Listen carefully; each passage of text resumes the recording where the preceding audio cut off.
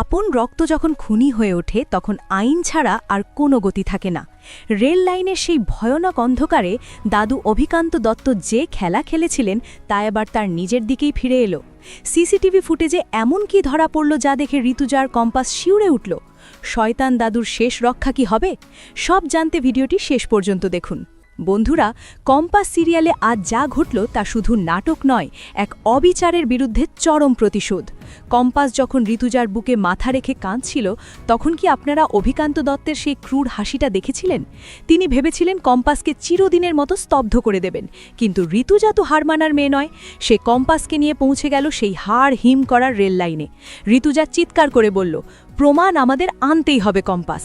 আর ঠিক তখনই জাদুর মতো কাজ করল সিসিটিভি ক্যামেরা।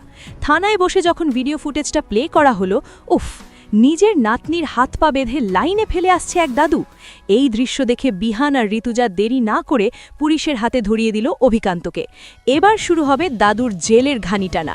আগামী পর্বে সম্ভবত অভিকান্ত দত্ত জেলে যাওয়ার আগে শেষবারের মতো কম্পাসকে হুমকি দেবেন, অথবা তার কোনো বিশ্বস্ত সহযোগী ঋতুজার ক্ষতি করার চেষ্টা করতে পারে। সবচেয়ে বড় কথা, বিহান কি এখন কম্পাসকে চৌধুরী বাড়িতে পূর্ণ নিরাপত্তা দিতে পারবে, নাকি এই গ্রেপ্তারি থেকেই শুরু হবে নতুন কোনো বড় চক্রান্ত? আপনাদের কি মনে হয় এই সিসিটিভি ফুটেজই দাদুকে সাজা দেওয়ার জন্য যথেষ্ট? ঋতুজা কি পারবে অভিকান্ত দত্তের পুরো সাম্রাজ্য ধুলোয় মিশিয়ে দিতে? বন্ধুরা, সত্যকে চাপা দেওয়া যায় কিন্তু হারানো যায় না। আজকের পর্ব নিয়ে আপনাদের উত্তেজনা কেমন তা আমাদের কমেন্ট করে জানান। দাদুর এই পরিণাম কি ঠিক হয়েছে? যদি ভিডিওটি ভালো লাগে তবে একটি লাইক দিন এবং নিয়মিত আপডেট পেতে আমাদের চ্যানেলটি এখনই সাবস্ক্রাইব করে আমাদের পাশে থাকুন। শেয়ার করে বন্ধুদেরও জানিয়ে দিন কম্পাস আর ঋতুজার এই বড় জয় খবর।